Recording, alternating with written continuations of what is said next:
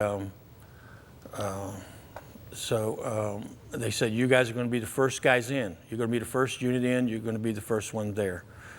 And boy, we were all looking, like, this is a real shock. I mean, we had been in other missions, but nothing like this. And then they said, we're going to pass out pencils and paper here. If you are married, you write 2 letters to your wife. If you're not married, you write 2 letters to your mother. Don't date them and don't tell them where you're at. And we're going to collect them. And they collected them. And then after that, they said, how many of you here are Catholic?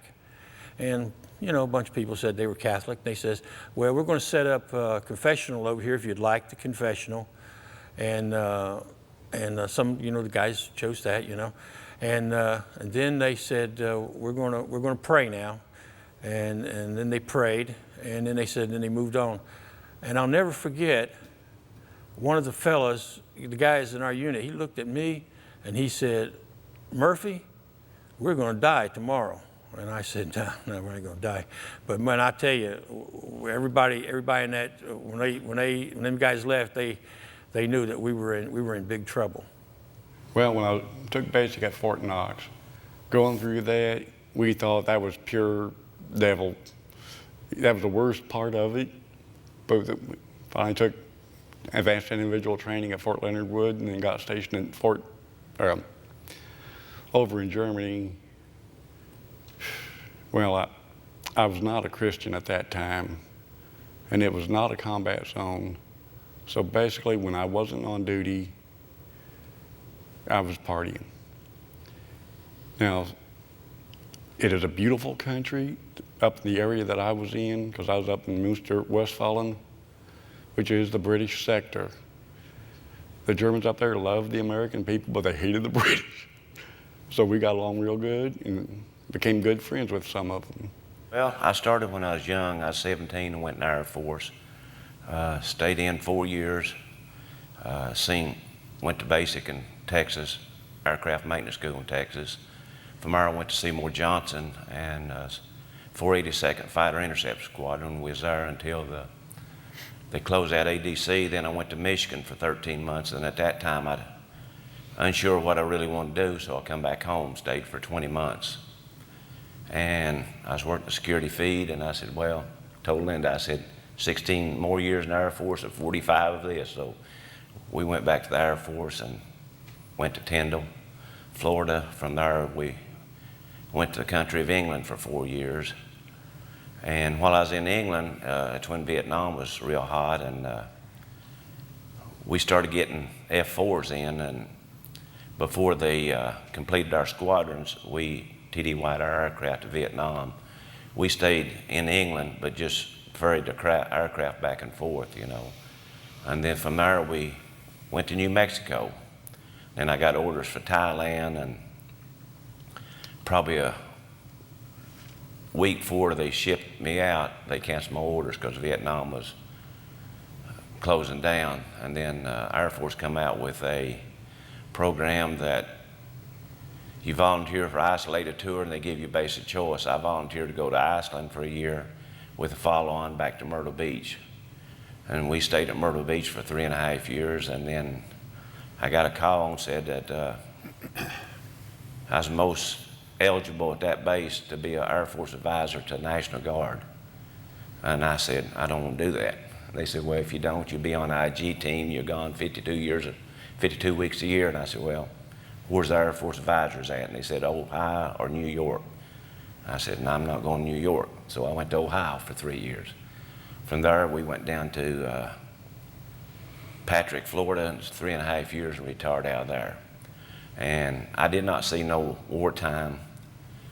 Service had changed a lot now since I was in. I enjoyed my time. It's a good career. Later on in '92, I joined the Tennessee State Guard, assisting the National Guard, and all that is stateside time, in the state of Tennessee.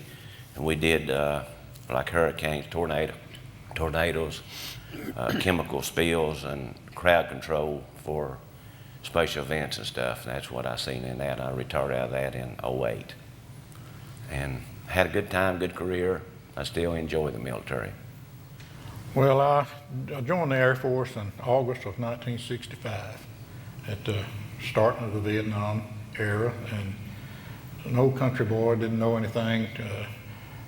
It was a big shock going from country life to structured military deal, but I had a long career. I didn't get out till 1997, so I've had spanned 2 or 3 eras of military, but I had a good career. I enjoyed it, but there were some rough times.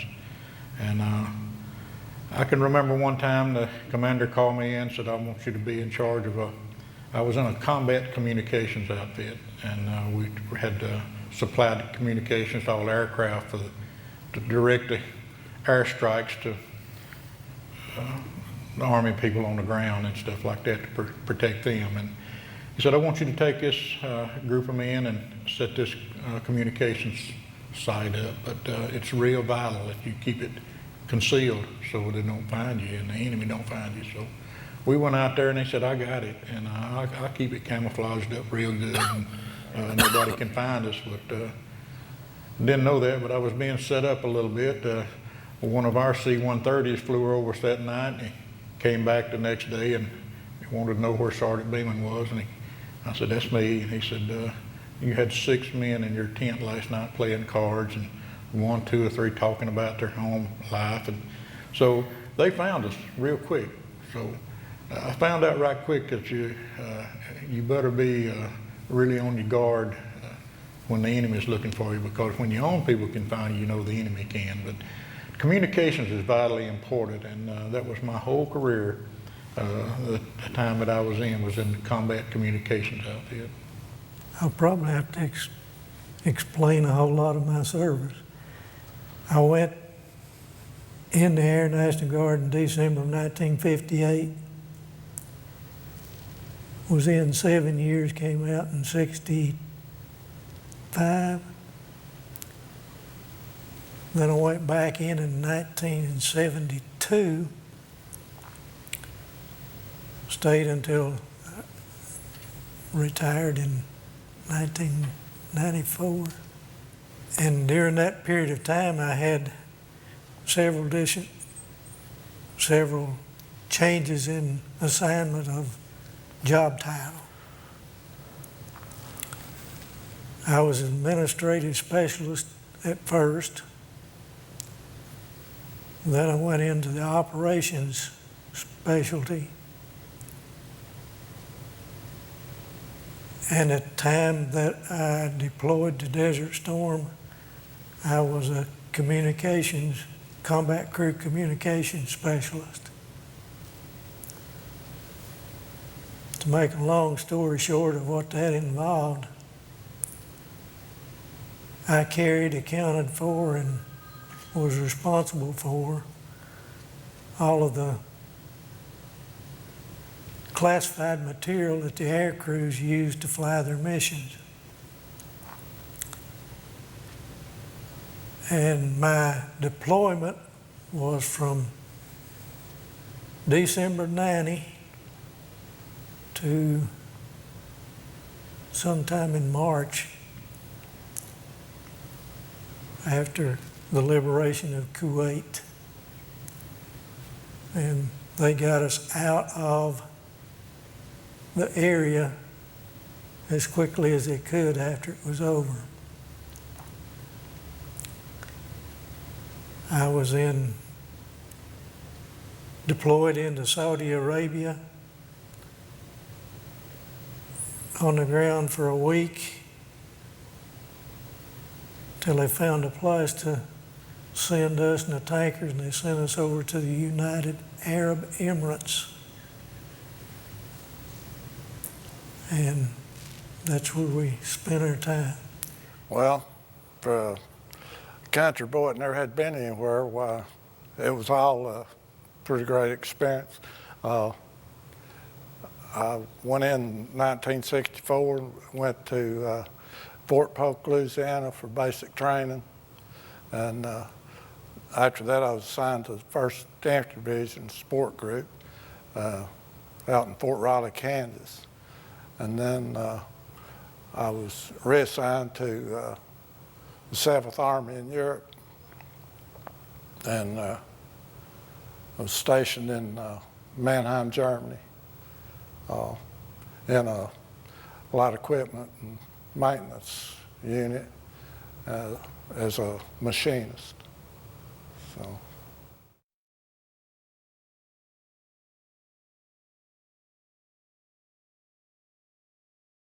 I look back on those times, and had it not been for God, I would have, I don't know where I'd be.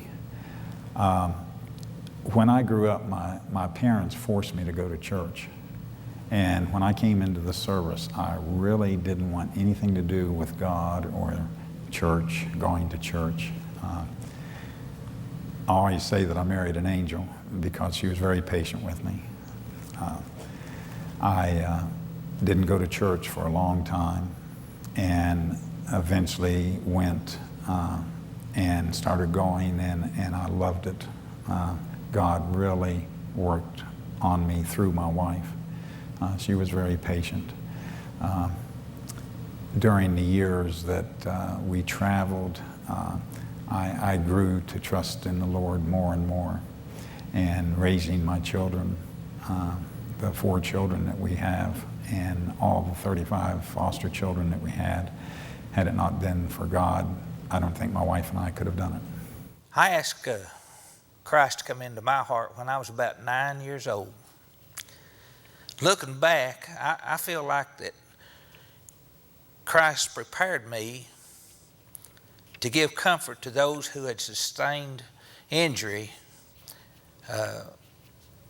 during their active duty and their line of duty. As a medic, we treated people from all different branches of service. And I thank the Lord that He allowed me the ability to remove the social barriers so that we could help those who were in need of our medical attention. I think faith played a big part on me. I mean, I was always went to church from the day I was, that I can remember, from 3 or 4 or 5 years old. I think when you get in there, you do a lot of soul searching. There's a lot of prayer going on when you're in there. There was a lot of prayer going on that I did, a lot.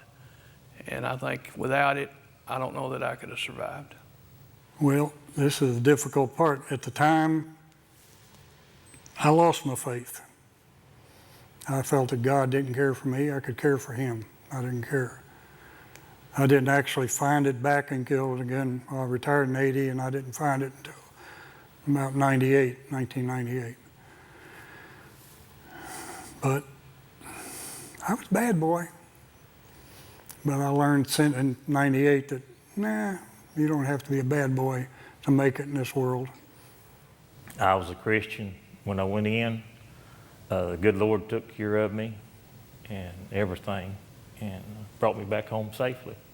Well, looking back now, my mom and dad were Christians. We didn't attend church regularly at that time, and so I had a background and a foundation to lean on, although I didn't know it at that time. And as I look back, got older and look back upon that particular situation, that is just one instance of, I believe that God had His hand on me and protected me from a potentially dangerous situation. There's no doubt in my mind that He controlled that situation. It wasn't luck, it wasn't a coincidence that Tom Brewster stepped forward and said what he did, and that I happened to be close enough to hear it. It was God directing that. From the time I was 15 to the age of 55, I was like the children of Israel. I was lost for 40 years. But in retrospect, God was watching over me when you look back and all the things you've experienced and done in your life. The lesson is that Jesus can come into your life regardless of age. In my instance, it was later in life. Yeah, I was a Christian when I went, but when you get over there, things change. It's not like, you know, that you do a lot of things that you don't want to do. But the Lord was with me, and He blessed me. Like I say, He brought me back home. There was very few helicopter crew chiefs came back from Vietnam, and I was one of them. Well, at the time, I knew the Lord when I was 10, but I was in a backslidden condition then, and I really turned my back on God during that period of time. But as I look back on this, on the situation and what I went through in Vietnam, I realized that He had His hand in almost everything that I did. Well, in, what was it, 72, when the World Winter Olympics was in Munich, that was the year that the Israeli team was assassinated. And there was two groups, terrorist groups in that area. There was the Mannhof Gang and the Black September group. They got word that they were going to attack an American installation. Well, it got me thinking about nothing ever happened, so I never really turned my life to the Lord until after I got out of the Army. But some of the people I've met, they were just unbelievable people. Like I said, I wouldn't give it up for the world. Well, I was saved when I was 10, and my faith went through the military with me. And very proud of it and relied on it a lot. Well, I've been a Christian since I was probably a sophomore in high school. I was a Christian when I went into service. I came back a Christian. Well, yeah, it really had a bearing on my faith, just trusting in God that, you know, all things, you know, were new during that time, and you really counted on your faith in God to lead you through it. Communism fell in the Soviet Union in 1991, and the USSR formally dissolved. I can still hear the President Reagan's challenge in 1987 in Berlin when he said, "Mr. Gorbachev, tear down this wall." The challenge signaled the beginning of the end of the Cold War.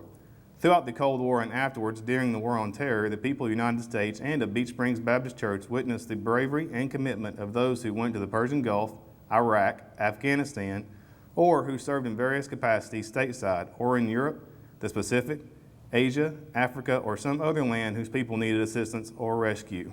It seems as if the words of Stephen Crane echo through our minds as we consider the sacrifice and dedication of those who served our country so well.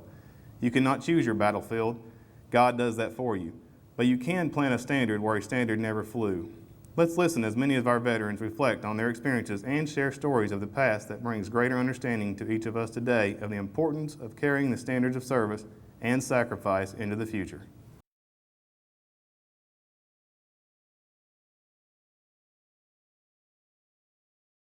Well, when we got to the city of Mosul, which is in northern Iraq, my lieutenant colonel, the one in charge of our battalion, looked at me and he said, "Chappie, you have all of the religious things going on in our section of the city of Mosul." So I had to find out where the mosques were and where the churches were, because there were churches. There were 6 churches and there were 66 mosques in our section of Mosul. But one particular church, they called it the Noah's Ark Church, because if you looked at it from the outside, that's how they built it. It was built as a big boat. And so that's what the community referred to it as. We gathered all to about 300 or 400 kids. We gathered down there in the basement, myself and my interpreter and several of my other men in the battalion, including my colonel, Lieutenant Colonel Ahua, and the pastor. we were communicating with them. I through the interpreter, he obviously spoke the language. We're communicating to the kids what was going on, what we were doing there, that they were going to be getting presents from kids back in the States. I had previously written to my wife, Christy, and several other folks in the States to send over Christmas gifts, wrapped Christmas gifts for boys and girls over in Iraq. And so they had sent over, we had boxes and boxes and boxes of Christmas gifts. And so we were going to give out to this church. And as we were preparing to give out the gifts, we had just finished telling the kids what we were going to do, and we were getting prepared to hand out these gifts. Everywhere you went, you had to take a convoy.